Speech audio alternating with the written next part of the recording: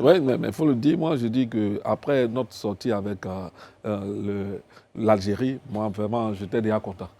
Je me dis que lorsqu'on a gagné l'Algérie et puis le score, la prestance des joueurs, j'étais déjà content. Il faut ajouter que l'Algérie est le détenteur du trophée. Voilà, et puis c'est lui qui l'a éliminé. sorti là-bas la dernière fois. Donc j'étais déjà content et puis, quand on est arrivé maintenant sur l'Égypte, bon, je regardais ça, je me dis, bon, ils vont nous montrer encore de quoi ils sont capables et ils l'ont fait quand même. Hein. Ils sont arrivés jusqu'au tir au but. Bon, malheureusement, ça n'a pas été ce que nous espérions, c'est le football. Hein. Il faut qu'il y ait un perdant, il faut qu'il y ait un gagnant. Comme Élisée l'a dit, il faut chercher tout naturellement, maintenant même à capitaliser ce que nous avons. Il faut qu'on continue de soutenir notre équipe parce que ces jeunes gens, moi je pense que quand on les soutient, ils auront une morale forte. Parce qu'on l'a vu avec la prochaine question. Quel avenir pour ces éléphants-là? Est-ce qu'on garde cette configuration? Parce que l'entraîneur aussi, on en parle. Il avait été à un moment donné décrié.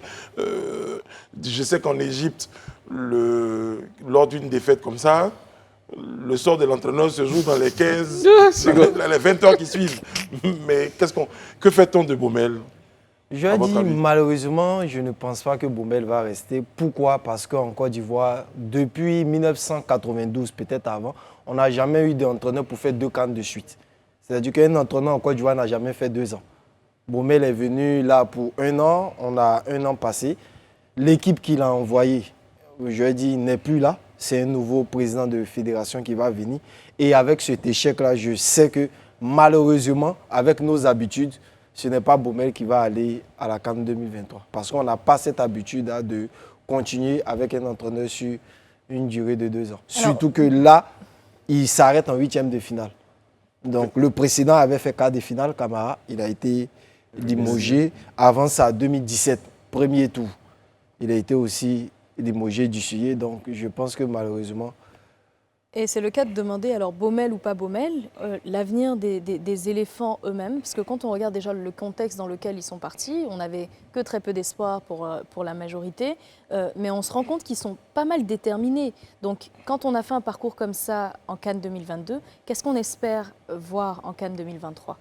En 2023, les éléphants vont évoluer à domicile, donc ils n'auront pas d'autre choix. Bon, je l'ai dit, ce sera le même objectif que cette année. Mais je l'ai dit, en termes d'évolution, de progression, il faut être honnête, on ne progresse pas. 2015, on a été champion. 2017, on a été éliminé au premier tour. 2019, on va en quart de finale. En 2021, on régresse encore en 2021, 8e. On ne progresse pas. Et dit qu'on sera favori pour remporter à domicile en 2023, honnêtement, ça sera compliqué. Parce qu'il y a très peu de temps pour pouvoir travailler. La compétition est en juin.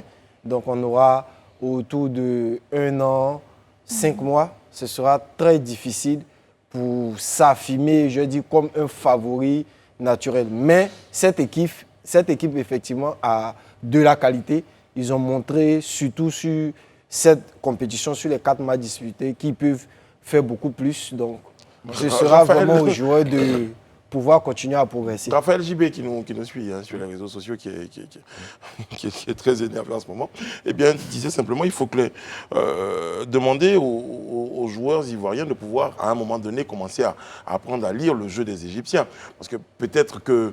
C'est ça, parce qu'il nous explique que sur 11 face-à-face, oui, c'est ça, on n'a gagné qu'un.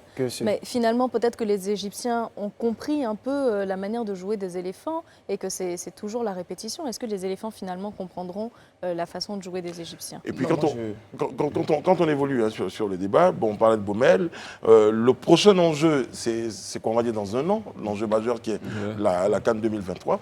Est-ce qu'il est judicieux aujourd'hui de limoger un entraîneur, en tout cas si ça devait être le cas, d'en prendre un autre qui va maintenant encore faire une période d'adaptation avec cette équipe-là, qui va, elle, découvrir un nouvel entraîneur. Est-ce qu'il ne faut peut-être pas garder cet entraîneur-là pour maintenir une forme d'harmonie, de cohésion et surtout de continuité dans le travail? Élisée.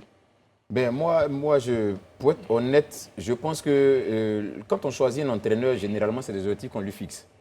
Il y a un cahier des charges, c'est sur cette base-là qu'on choisit l'entraîneur. Généralement, quand la fédération choisit, il te dit, bon, ok, tu nous qualifies pour le mondial, c'est ton cahier des charges. Si tu ne qualifies pas pour le mondial, logiquement, ton contrat s'arrête. Parce que c'est sur quoi on s'est entendu. Où on dit, bon, tu nous envoies à la CAN après le premier tour. C'est ce qui est. Donc, je crois que dans les objectifs fixés à Baumel, logiquement, les objectifs ne sont pas totalement atteints. Donc, la fédération a un droit aujourd'hui de pouvoir lui dire non, on te remercie.